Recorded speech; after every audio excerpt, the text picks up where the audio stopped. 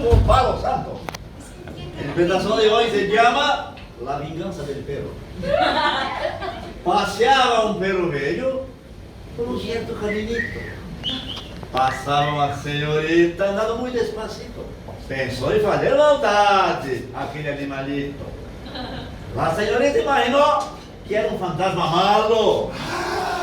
Tropeçou muito assustada, levando sua cara a um palo. El perro passou sorrindo. Besito, besito.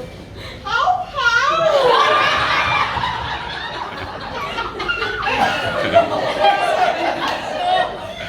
Posso falar em português para aprender, professor?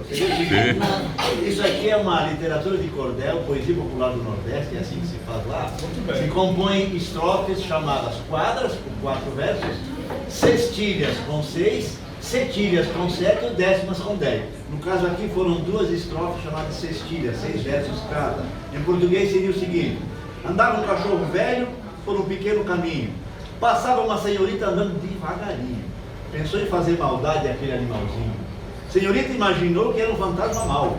Tropeçou desajeitada, meteu a cara num pau, o cachorro passou sorrindo, beijinho, beijinho, au, au.